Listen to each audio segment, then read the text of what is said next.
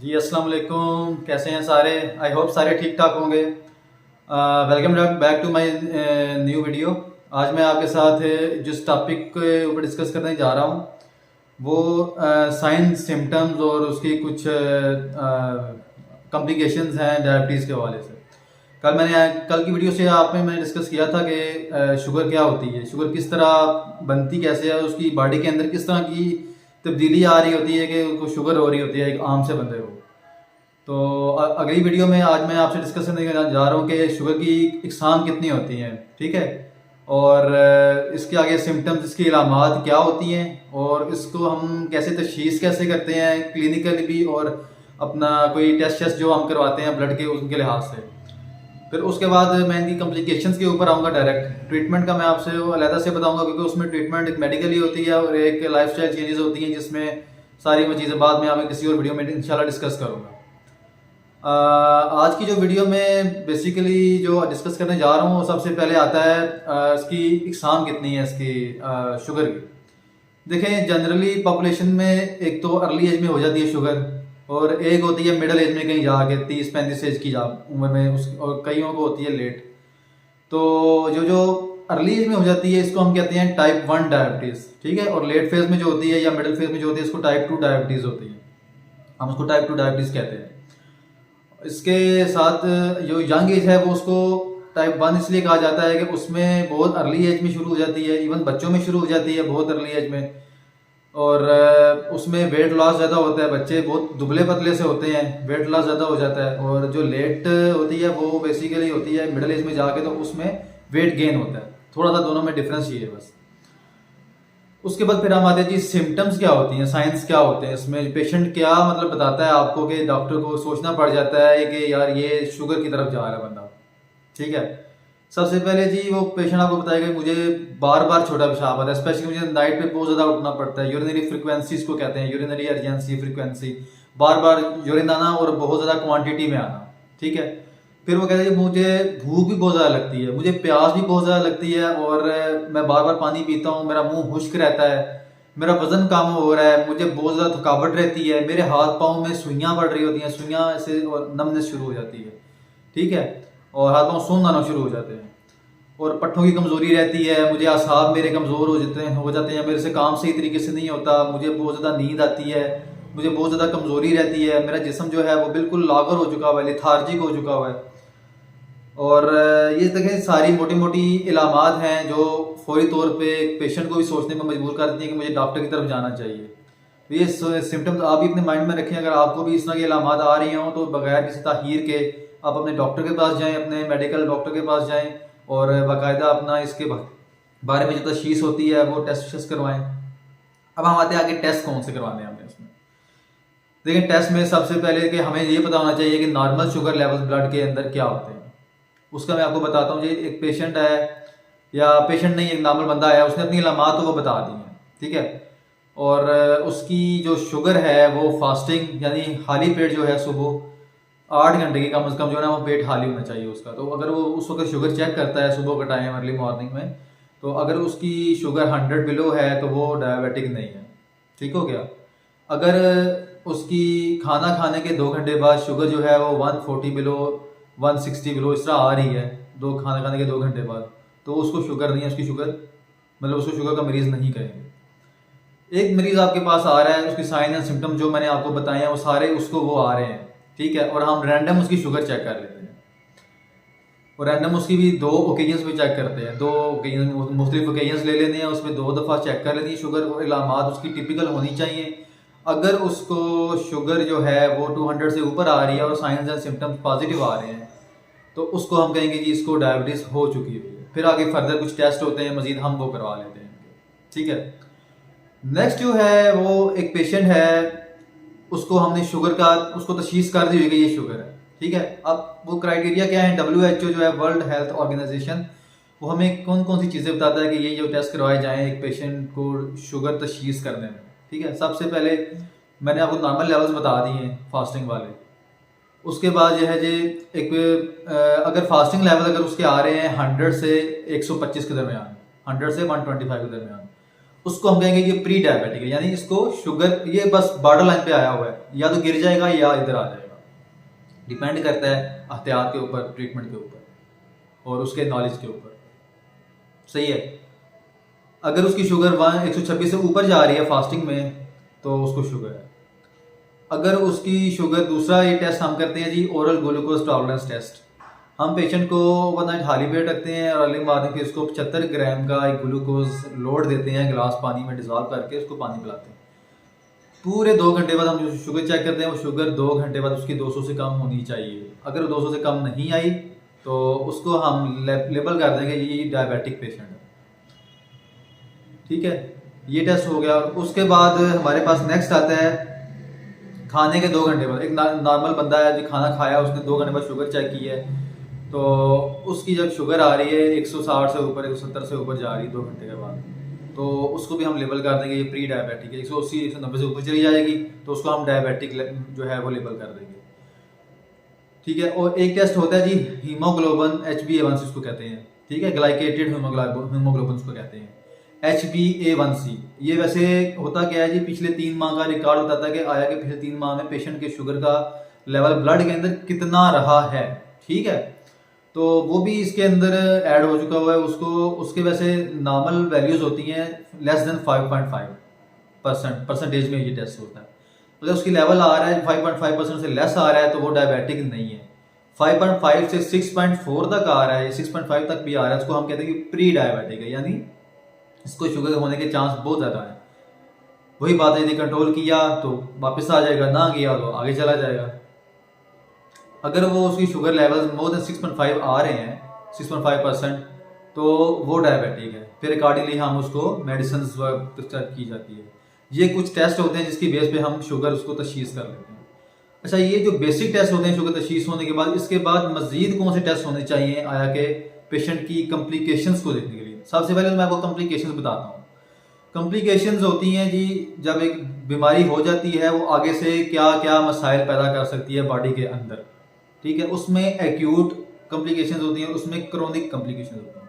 Acute वो होती हैं जो फौरी तौर पे हो जाती हैं और उसका फौरी तौर पे इमरजेंसी में इलाज करवाना बहुत ज़रूरी हो जाता है, मरीज को एडमिट कर लिया जाता है इमरजेंसी बेसिस पे।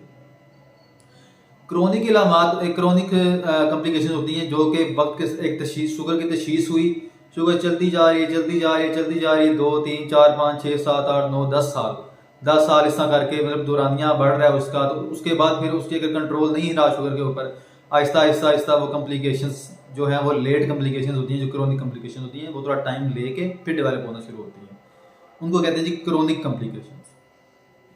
जो एक्यूट कम्प्लिकेशंस हैं उनमें मोस्ट लाइकली 2 ही होती हैं। सबसे पहले आ जाती है, उसको हम अपनी टर्म में डायबिटिक कीटो एसिडोसिस कहते हैं, जो कि यंग एज वाले पेशेंट्स जो होते हैं जिनको टाइप 1 डायबिटीज़ होती है, ये उनमें पाई जाती है।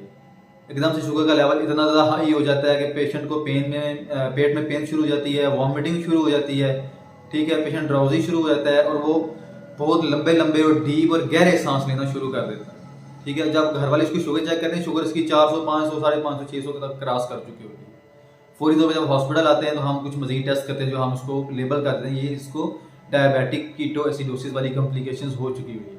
इसका फौरी तौर पे हम हॉस्पिटल में ICU केयर के अंदर उसका इलाज करते हैं। दूसरी कम्प्लिकेशन सीधे मिलती जुलती होती है, वो लेट एज में होती है। ठीक है, वो होती है ओल्ड एज में, और पेशेंट होते हैं जो मिडल एज में, इसमें इनको डायबिटिक में पेशेंट अगर शुगर कंट्रोल ना हो रही हो तो उनमें हो जाती है। वो भी उसकी ट्रीटमेंट, उसके भी सारा कुछ जो भी है वो भी टाइप 1 डायबिटीज़ की कॉम्प्लिकेशन होती है, उसी से लिंक है, उससे रिलेटेड चीज़ें सारी। वो मैं इतना डीप नहीं जाऊँगा उसमें। लेट कम्प्लिकेशन जो होती हैं, क्रोनिक कम्प्लिकेशन हैं, वो आपसे डिस्कस करना है बहुत ज़रूरी है। लेकिन सबसे पहले तो आपको कम्प्लिकेशंस इसकी थोड़ी बहुत नॉलेज होना चाहिए कि ये अगर मैंने शुगर अपनी कंट्रोल ना की तो मेरे साथ ये आगे जाके फ्यूचर में हो सकता है। आजकल यंग, मतलब मिडिल एज में भी 30-35 साल के मेल फीमेल इतनी आ रही होती हैं, ओवरवेट होती हैं, शुगर का मरीज बन चुकी होती हैं और इतनी कम्प्लिकेशन उनमें आ चुकी होती हैं इतनी अर्ली एज में कि कुछ ना पूछें। वजह वही है कि हमारे खाने पीने में एहतियात नहीं रही, चीज़ों में मिलावट है, शुगर वाली चीज़ें बहुत खाते हैं, सीडेंट्री लाइफस्टाइल हो चुका हुआ है, वॉक नहीं करते, एक्सरसाइज नहीं करते, एक्टिव नहीं रहते, लेथार्जिक हो चुके हुए हैं। ये सारी चीज़ें मिला के फिर वो उस पेशेंट को डायबिटीज़ कर देती हैं। अच्छा, कॉम्प्लिकेशन में जी सबसे पहले आँखों की बिनाई कम होना शुरू हो जाती है, आँखों आगे धुंधलापन शुरू हो जाता है, ठीक है? आँखें खत्म होना शुरू हो जाती हैं, आँखों पे सफ़ेद मोतिया उतरना शुरू हो जाता है, आँखों के आगे जाला आना शुरू हो जाता है, जिसको हम अपनी एक आम सी सादा सी ज़ुबान में अगर आपको समझाऊँ, ठीक है? कैटरैक्ट उसको कहते हैं, वो आना शुरू हो जाता है। और उसके साथ फिर दूसरे नंबर पे जी गुर्दे फेल होना शुरू होते हैं, गुर्दों के ऊपर असर पड़ता है क्योंकि गुर्दों ने यूरिन को आउट करना होता है बॉडी के अंदर से, ठीक है? और यूरिन के अंदर टॉक्सिन्स होते हैं, जहर-जरूदा चीज़ें होती हैं। तो जब इतना प्रेशर होगा ब्लड के अंदर शुगर का इतना ज़्यादा वो लोड होता है कि वो लोड जब गुर्दों के अंदर से गुजर रहा होता है, क्योंकि यूरिन के जरिए ही शुगर ने बाहर निकलना होता है। जब उसके जरिए गुजर रहा होता है, वो जो नॉर्मल सेल होते हैं गुर्दों के, जिन्होंने यूरिन को फिल्टर करना होता है, वो फिल्टर नहीं कर पाते, तो उस वजह से क्या होगा कि उनको गुर्दों के ऊपर असर पड़ना शुरू हो जाता है। वो with the time Aahista Aahista Aahista गुर्दे फेल की तरफ चले जाते हैं और इवेंचुअली क्या होता है कि उनको फिर डायलिसिस की ज़रूरत पड़ जाती है, गुर्दे बहुत ज़्यादा फिर मुतासर हो जाते हैं।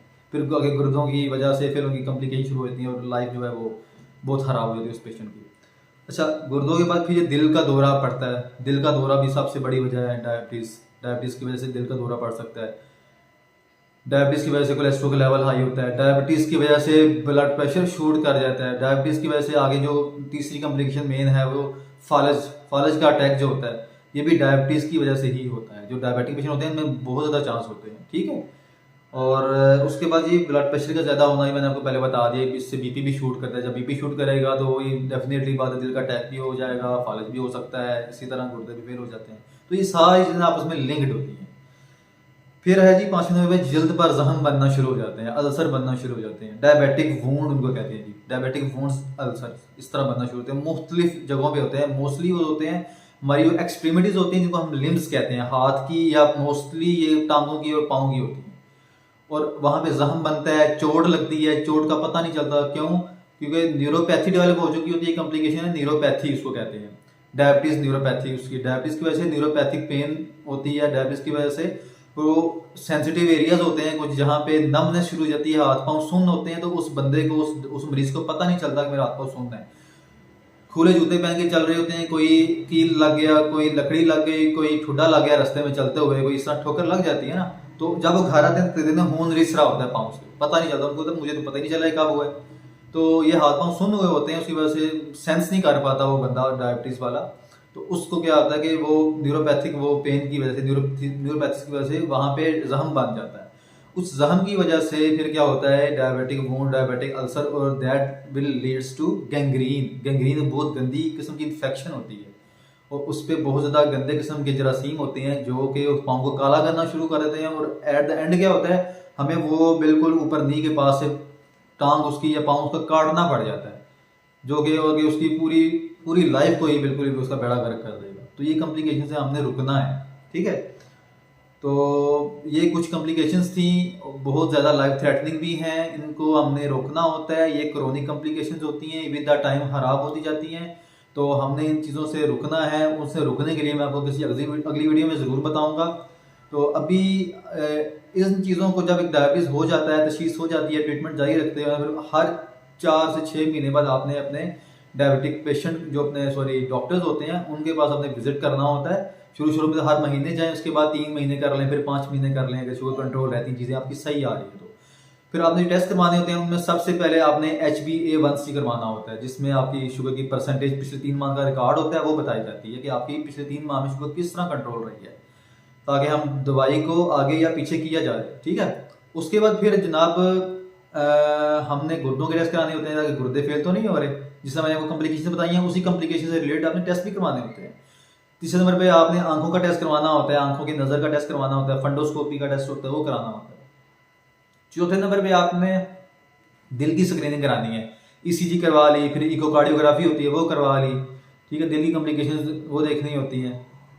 फिर हमने लीवर के टेस्ट कराने होते हैं, एल्ब्यूमिन लेवल्स देखने होते हैं, ठीक है? ये सारी चीज़ें आपने करानी होती हैं। तो यही चीज़ें जो आगे होती हैं। फिर यूरिन का टेस्ट होता है, उसमें यूरिन एल्ब्यूमिन हम चेक करते हैं कि यूरिन प्रोटीन कितना लॉस हो रहा है ब्लड के अंदर, यूरिन के अंदर ब्लड के जरिए। तो वो जितना ज़्यादा यूरिन में एल्ब्यूमिन आ रहा होगा, प्रोटीन्स होती हैं बेसिकली एल्ब्यूमिन, जितना प्रोटीन ब्लड के अंदर आ रहा होगा उतना ज़्यादा उसके गुर्दों के ऊपर असर पड़ रहा होता है। तो ये थी कुछ चंद बातें, आपको मुझे उम्मीद है कि अच्छी तरह ज़हन नशीन कर लेनी चाहिए और इनको माइंड में रखें। और मैं आगे इसकी ट्रीटमेंट और इसका जो भी आगे लाइफस्टाइल चेंजेस होती हैं वो अगली वीडियो में डिस्कस करूंगा। तब तक के लिए अल्लाह हाफिज़। उम्मीद करता हूँ आप इस वीडियो को लाइक करेंगे, सब्सक्राइब करेंगे। अल्लाह हाफिज़।